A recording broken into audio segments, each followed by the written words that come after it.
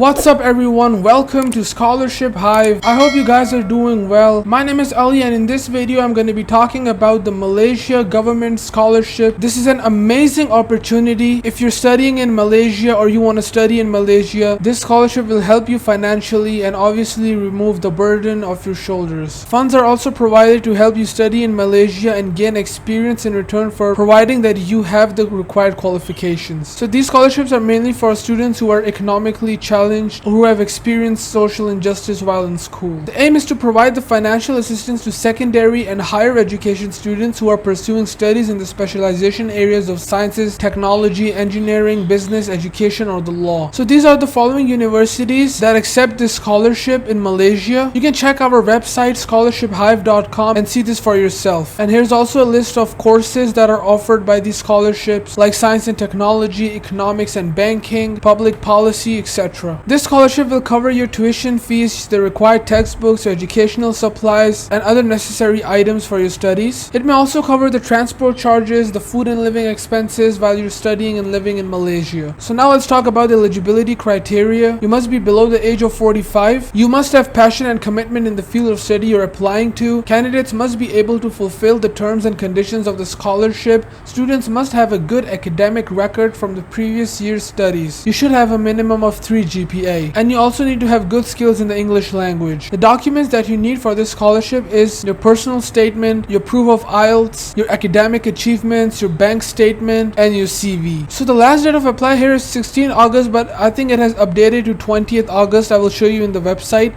So do apply before that. Apply now. So the Malaysia International Scholarship is being offered. You can read this. Also the Malaysian Technical Corporation Program.